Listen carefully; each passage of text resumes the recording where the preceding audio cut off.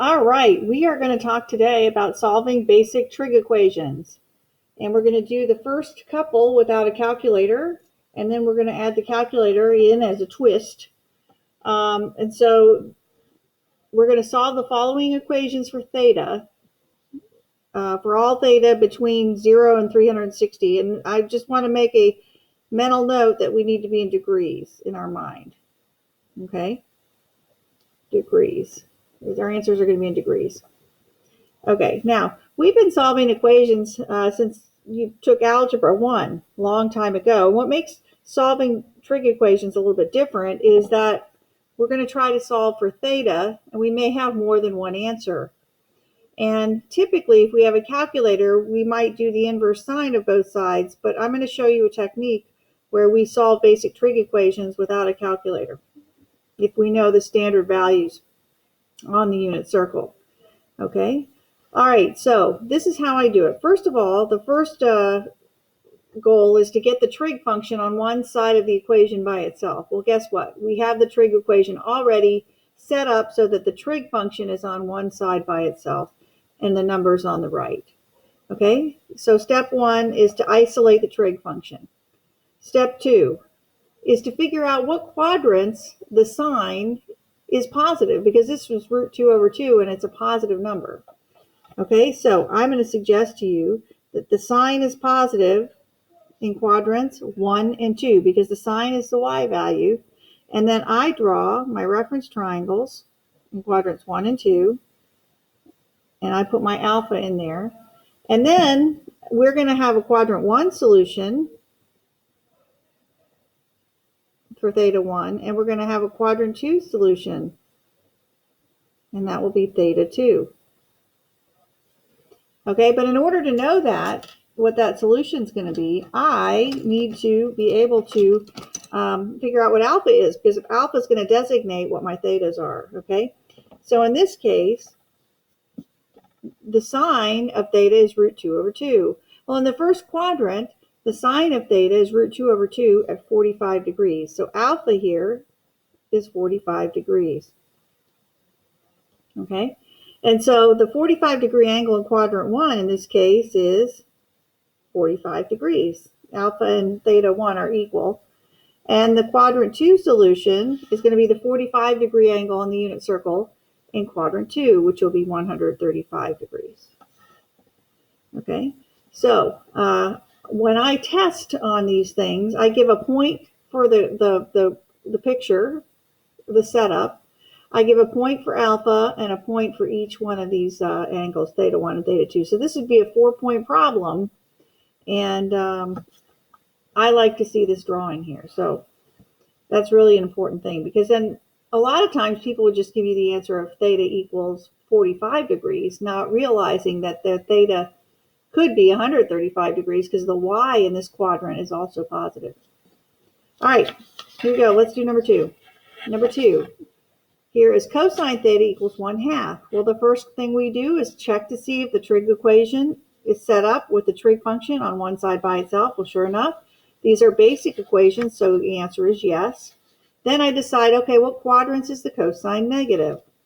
Well, the cosine is the x-coordinate, and it's going to be negative in quadrants 2 and 3. So I draw my reference triangles in quadrants 2 and 3.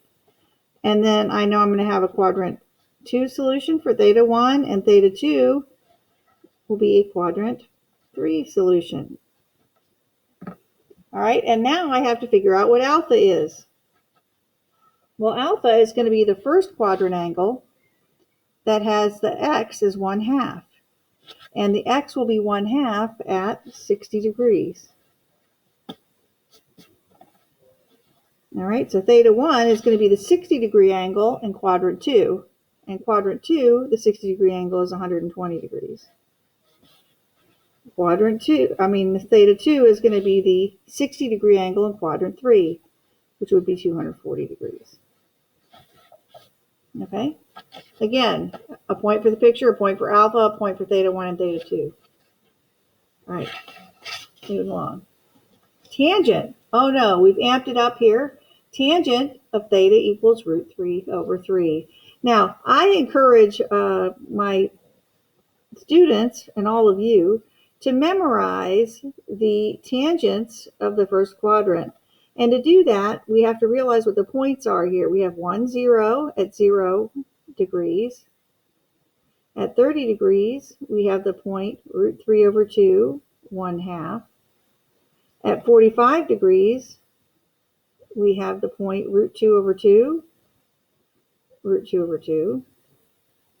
And at 60 degrees, we have the point 1/2, root 3 over 2. And here, at this point up here, we have the point 0, 1.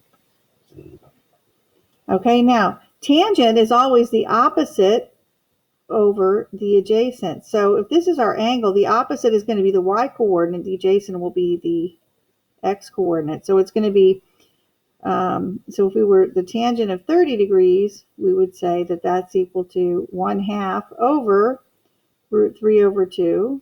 And then you can cancel out the 2's. We get 1 over root 3, which is equivalent to root 3 over 3. Now I know we found our answer, but what we're going to do is calculate these so we will remember them, okay? All right, tangent of 45 degrees.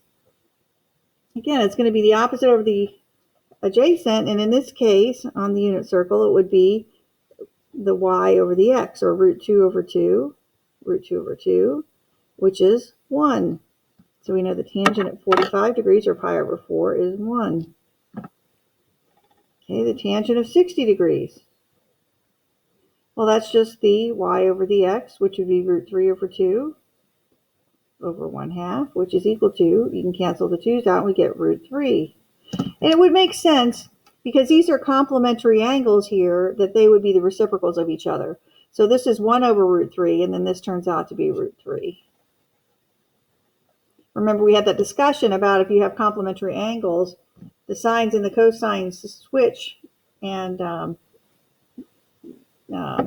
so it makes sense that these would be the reciprocals. Now, what is the tangent at 0? Well, that's going to be the y over the x here, which is 0 over 1, which is 0. And the tangent here is 1 over 0. But wait, can we take a fraction that's 1 over 0? And the answer is no. So at pi over 2, or 90 degrees, the tangent is undefined. Because tangent is sine over cosine, or y over x, and the x is 0, so you can't have a 0 in the denominator. All right. Well, clearly, we know that our alpha is going to be 30 degrees because we found root 3 over 3. But I've got to figure out first, is the trig function isolated all by itself and on one side? It sure is. And now I have to figure out what quadrants the tangent is positive. Well, the tangent, since it's y over x, is going to either be positive when it's positive over positive and negative over negative. So in the first quadrant, the tangent's positive, but guess what? Also in the third quadrant, because both of the signs are, you've got negative, negative here, and you've got positive, positive here. Okay? Then we have to figure out alpha. Well, alpha is where the tangent is root 3 over 3. Well, we just figured that out. Well, first let me draw my solutions here. I have a first quadrant solution for theta 1, and then theta 2 is going to be a third quadrant solution. So alpha in this case is going to be 30 degrees, and theta 1 will be 30 degrees because it's in the first quadrant. Theta 2 will be the 30-degree angle in quadrant 3, which is 210. So it's going to help if we have these memorized. All right. The good news is that I don't think you should necessarily have to memorize the secant, the cosecant, and the cotangents, because if you know the sine, the cosine, and the tangents, then the reciprocals are the secant, the cosecant, and the cotangent. Okay? Now, secant theta is the reciprocal of which trig function? You're right. It is the reciprocal of cosine. So that means cosine theta is going to equal 3 over 2 root 3. And if we were to rationalize this by multiplying by root 3 over root 3, we would get 3 root 3 over 2 times root 3 times root 3, which would be 6. And that's just square root of 3 over 2 because we can reduce this here. We get the cosine of theta equals root 3 over 2. Now the trig function, is it isolated on one side by itself? It is. And I have to figure out what quadrants the cosine is positive. Well, the cosine is positive in quadrant 1 because the x's are positive here, and in quadrant 4. So I have an alpha here and an alpha here. So I have a first quadrant solution and I have a fourth quadrant solution. This would be theta 1 and this would be theta 2. Now I have to figure out what alpha is. Well, that's where the cosine is root 3 over 2. And if you think about it, the cosine would be root 3 over 2 at 30 degrees. So theta 1 would be the first quadrant 30-degree angle, which happens to be 30 degrees. Theta 2 is going to be the quadrant 4 angle, the 30-degree quadrant 4 angle, which would be 330 degrees. Okay? All right, moving right along. What have we done here? Well, we have changed our mode. So we need to remember now that we're going to solve and find the answers in a different angle measure called radians. Okay, but the process is still the same. I have cosine theta equals negative root 2 over 2. Is the trig function isolated and all by itself? The answer is yes.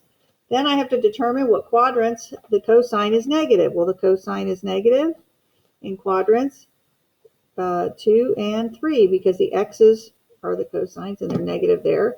So I'm going to have a quadrant 2 solution for theta 1 and a quadrant 3 solution for theta 2. And now I have to figure out what alpha is. Well, what is the first quadrant angle where the cosine is root 2 over 2? In radians. That's right, it would be pi over 4. So what would theta 1 be? Well, that's going to be the pi over 4 angle in quadrant 2, which is 3 pi over 4. Theta 2. Well, that's going to be the pi over 4 angle in quadrant 3, which is 5 pi over 4. And there is our solution. Moving right along. Sine of theta equals 1.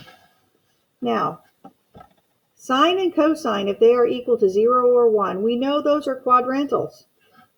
Okay, now sine is the y value. Where is the sine equal to negative 1? Well, that's down here. So my one and only solution in one revolution here is that angle right there. And since I'm going one revolution from 0 to 2 pi, the only thing that theta can be here is 3 pi over 2. Okay, so this was only one solution, and it's 3 pi over 2.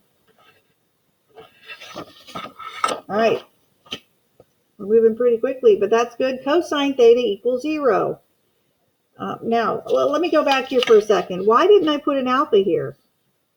Well, alpha for quadrantals is not applicable, right? So we just say it's a quadrantal and it has no alpha. Just to refresh our memory here. Okay, cosine theta equals 0. Oh, wow, that's a quadrantal as well. Cosine is the x. When is the x 0? That's right. It's up here because it's 0, 1, and down here it would be 0, negative 1. So I have a solution up here and I have a solution down here, which means I have two angles between 0 and 2 pi that are solutions. So quadrantal number 1, that's theta 1, and then I'm going to have a quadrantal that's theta number 2. So alpha here is not applicable. Why? Because we have quadrantal angle. And then theta 1 will be not 90 degrees, but pi over 2, because that's the 90-degree angle in radians. Theta 2 will be 3 pi over 2. Okay, so sometimes if you have a 1 or a negative 1, you are, with a sine and cosine, you'll only have one solution in one go around on the angle domain. But here, when it's 0, you will have two solutions. You'll have it on the y-axis. All right, next one. Tangent theta equals -1. Okay, well, what quadrants is the tangent negative? That's when the signs of the x's and y's are opposite of each other. And that's going to be in quadrant 2, because the x is positive, I'm negative, and the y is positive. And in quadrant 4, the x is positive and the y is negative here. So I'm going to put alpha here and alpha here. So I'm going to have a quadrant 2 solution, theta 1, and a quadrant 4 solution for theta 2. Now I have to figure out what alpha is. Well, alpha is the angle where the opposite over the adjacent is 1. And that occurs when the x and the y coordinates are the same. So alpha is not 45 because we're in radians, but pi over 4. So theta 1 solution is going to be the pi over 4 angle in quadrant 2, which would be 3 pi over 4. And theta 2 is going to be the fourth quadrant solution. That's a pi over 4 angle, which would be 7 pi over 4. All right, so we have to know our unit circle in order to be able to figure out, what our alphas are. All right. What happens when they're not standard values and they're not a part of our special right triangles that we've placed on the unit circle? Well, we can still solve the problem. We just have to have our calculator to help us out. Okay, and now I've changed this back into degree mode. So we're going to have our calculator in degree mode, but the process is the same in the setup. So the cosine, is it all by itself? It sure is. And then I decide what quadrants is the cosine positive. Well, the cosine is positive in quadrants 1 and 4. So I draw my reference triangles in quadrant 1 and 4. And I know I'm going to have a first quadrant solution for theta 1, and I'm going to have a fourth quadrant solution for theta 2. And now I'm on the hunt for alpha. Well, that's certainly not one I know.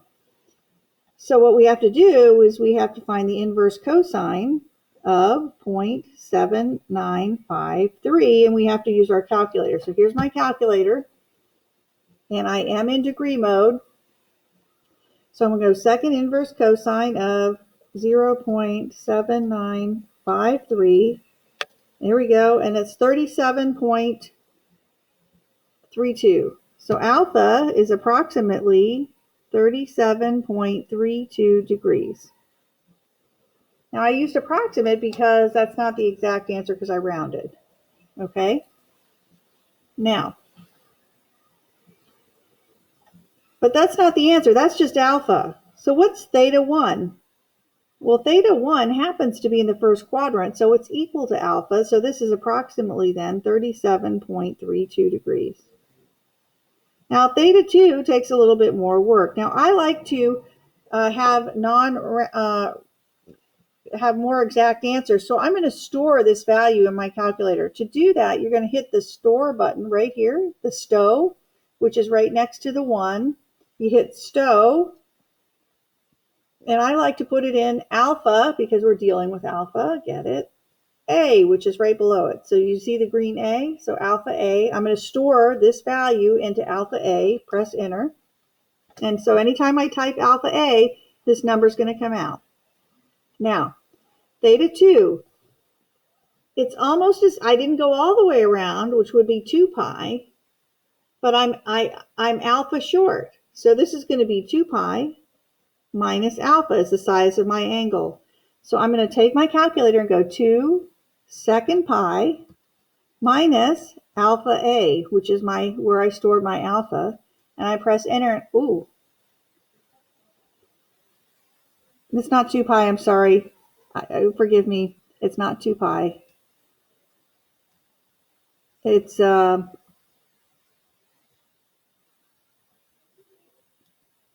stow alpha A. There we go.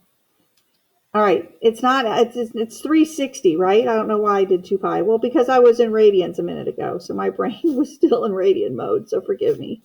So this is 360 degrees, right? Because we're in degree mode. Degree mode. Mrs. Muller, are you kidding me? Yes. Okay. Minus alpha. No wonder I had a negative number. 360 minus alpha A. Whew, sorry. This is approximately 322.68 degrees. So my two angles are 37.32 degrees and 322.68 degrees. First quadrant and fourth quadrant angles. Okay, sorry about that. Had to change my brain mode. It's more easily done on a calculator because you can click the mode button and change it by, choosing degrees. My brain's a little bit more difficult to do that with, but that's okay. We'll make it. All right, the second one says sine of theta equals negative 0.4976. So I have to say, is the trig function all by itself? Why, yes. And now I have to decide what quadrants the sine is negative. Well, the sine is the y value, so the sine is negative in quadrants 3 and 4. So I'm going to have a theta 1, that's a quadrant 3 solution, and the theta 2, that's a quadrant 4 solution.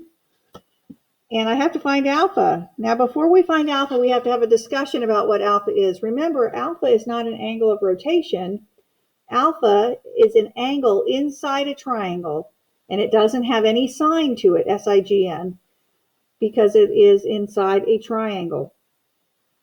Now, it's a positive angle, it's acute, and it's between 0 and 90 or 0 and pi over 2. But I can't take the inverse sine of this negative number. It's going to give me a negative angle, and I don't want a negative angle. So I like to say, danger, danger, Will Robinson, watch out, because when you find alpha, it has to be a positive angle. So we're going to take the inverse sine of the positive, 0.4976, and let's do that. Clear this out. Inverse sine of 0.4976. Helps if I press the 6.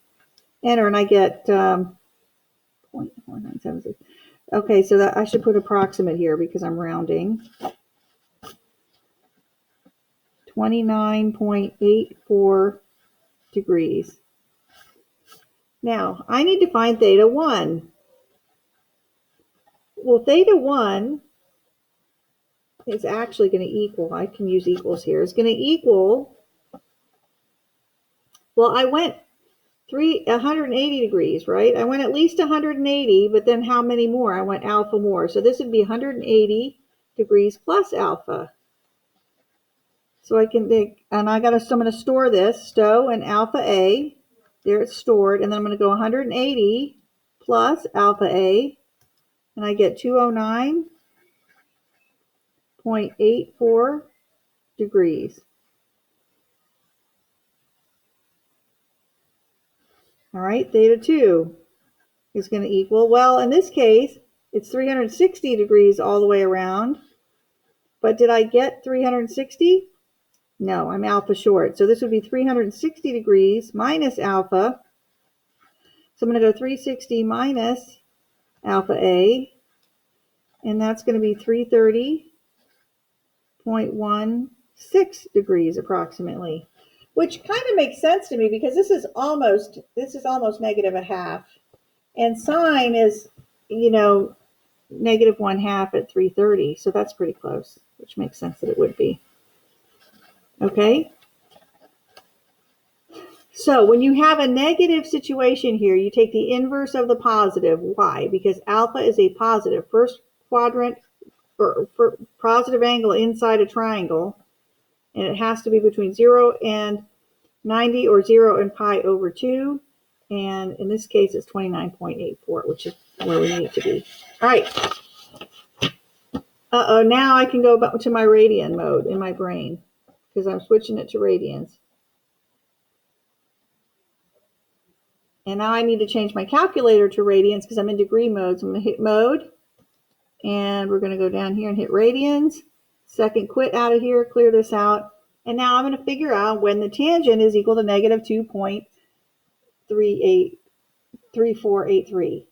So is the trig function all by itself on one side? Yes. Now I have to determine what quadrants the tangent is negative. Well, the tangent is negative when the y and the x and y components are the opposite signs, which are in quadrant 2 in quadrant 4. Which means I have a quadrant 2 solution as an angle. And on an angle, that's a quadrant 4 solution for theta 2. All right, so this is going to be alpha equals the inverse tangent of, everybody, you're not going to fall into that trap. You're going to say the inverse tangent of, good, positive 2.3483.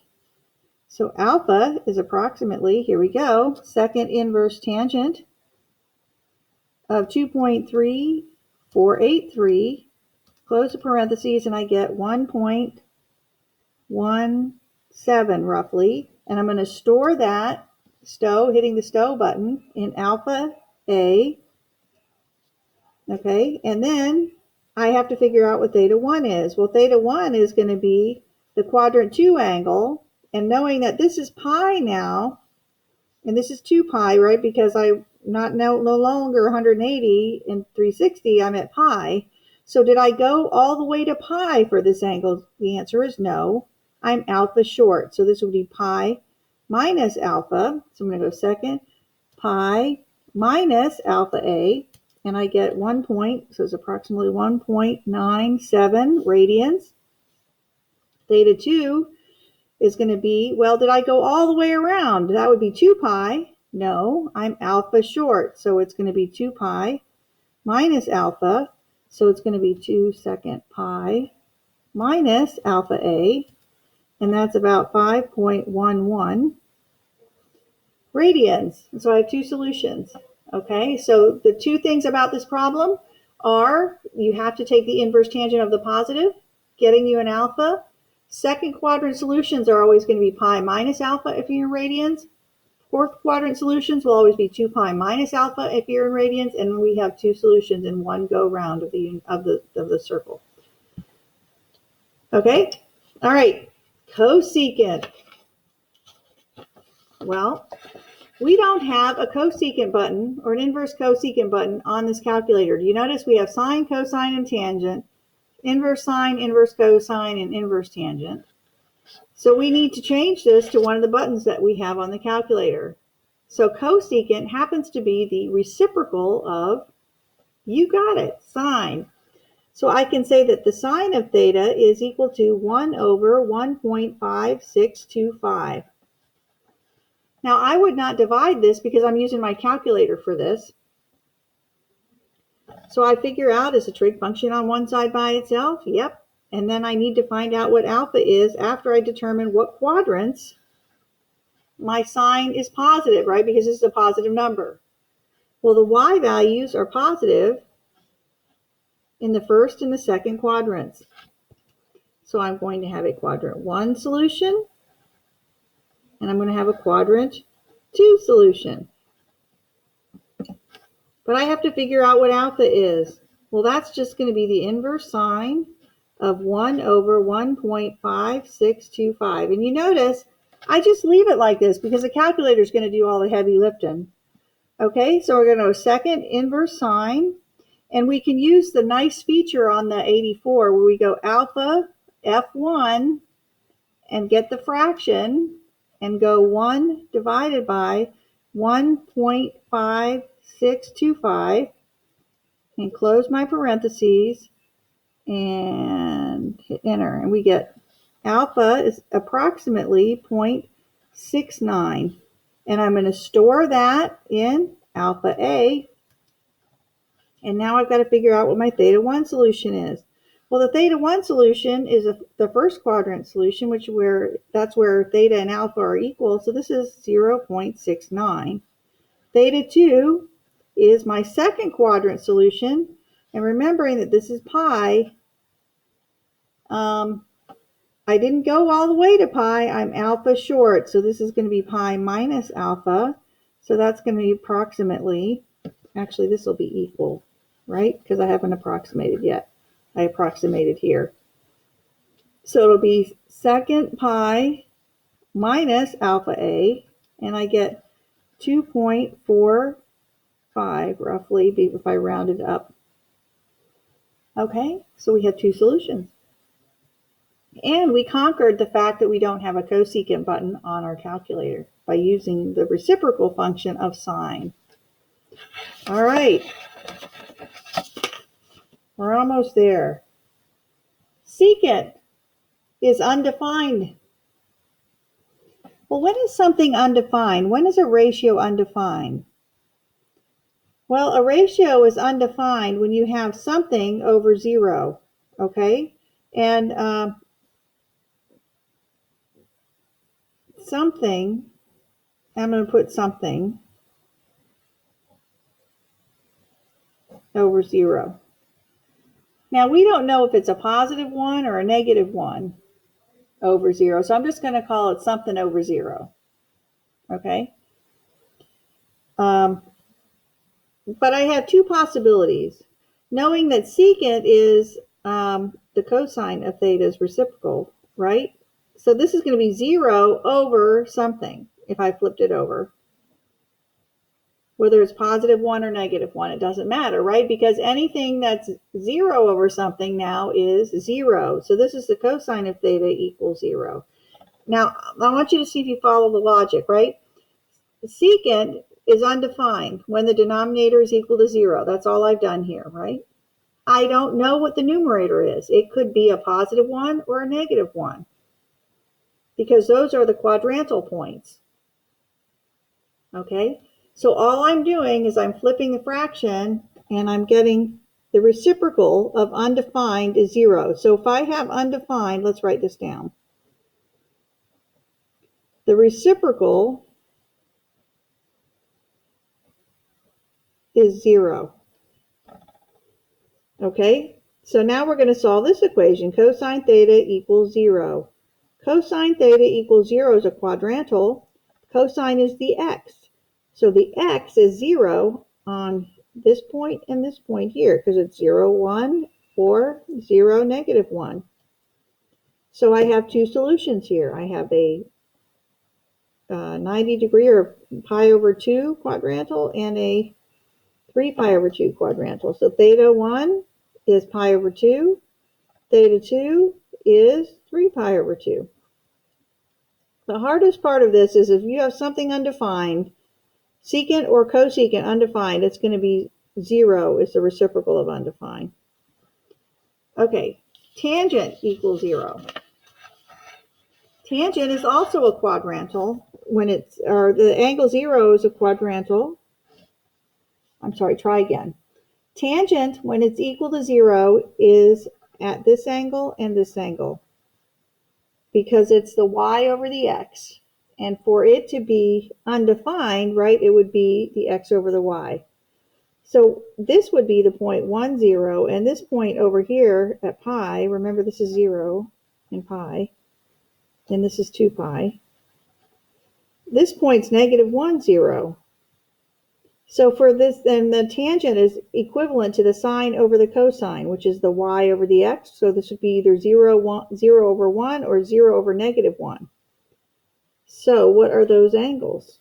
I'm sorry. And what is our range? Our range here is, our domain is from 0 inclusive to 2 pi not inclusive. So theta 1 is going to be 0 radians. Theta 2 is going to be pi radians. And I did not include the 2 pi because that's not in my interval. Okay, so where is the tangent undefined? Well, the tangent is undefined when the x is in the denominator is 0. So this point is 0, 1. And this point here, it would be 0, negative 1. And if I did the y over the x in this case, I'd get 1 over 0 and negative 1 over 0, making the tangent undefined. So I have two solutions here as well, and it's the quadrantals on the y-axis. So it's going to be theta 1 equals pi over 2, and theta 2 equals 3 pi over 2. Okay, so the tangent is undefined when the x's are 0, or the cosine of theta is 0. And the tangent is 0 when the sine is 0, which we alluded to in our notes a couple of days ago. All right, here we go. Now, why are we doing this? Well, you see, we were solving basic trig equations, but where we're headed, and this is foreshadowing, is we're going to solve more complex trig equations where I have a square in there. This almost looks quadratic. And it is. It's a quadratic equation in trig functions. Instead of 2x squared minus cosine, try again. 2x squared minus x minus 1 equals 0. What have we done here? We have said, okay, we're going to say 2 cosine squared x minus cosine x minus 1 equals 0. So we have left Normalville and entered Trigville. Okay, so this we're going to factor. And yes, this does factor. And so what are the factors of 2 cosine squared 2 cosine squared x? Well, that's just 2 cosine x and cosine x, because if I were to multiply this back out, I would say 2 cosine x times cosine x equals 2 cosine squared x. And then what are the factors of 1? Well, the factors of 1 are 1 and 1. And the outer product and the inner product here have to sum to a negative cosine. So this has to be a plus here, and this has to be a minus, because this would be negative 2 cosine x, and this would be a positive cosine x, and when you add them together, you get a cosine x. And now I have two numbers. This is a zero product property that I'm multiplying together, and I get 0, which means, just like we would do in factoring with quadratics, I would say 2 cosine x plus 1 has to equal 0, or cosine x minus 1 equals 0. And I'm going to solve each of these for the trig ratio. So this is going to be 2 cosine x equals negative 1. Dividing by 2, I get cosine x equals negative 1/2. And I figure out what quadrants the cosine is negative. Well, the cosine is negative in quadrants 2 and 3. I have a quadrant 2 solution and a quadrant 3 solution. And alpha here is, we're in radians here, so it's pi over 3. So theta 1 is the pi over 3 angle in quadrant 2, which is 2 pi over 3. Theta 2 is the pi over 3 angle in quadrant 3, which is 4 pi over 3. And then I have another factor to contend with, and this is where the cosine of x is equal to 1. Well, that's a quadrantal, and the cosine is the x-coordinate, so it's here. And I have 0 inclusive and 2 pi exclusive, so I'm going to say x equals 0 is my only solution to that one. But that's where we're headed, is we're going to be factoring all sorts of things. We're going to be using the quadratic formula and all sorts of cool stuff to solve trig equations. And that's all I have in this solving basic trig equations video. So you guys have a rockin' afternoon or day or whatever it is that you have the rest of. Thanks a lot for listening.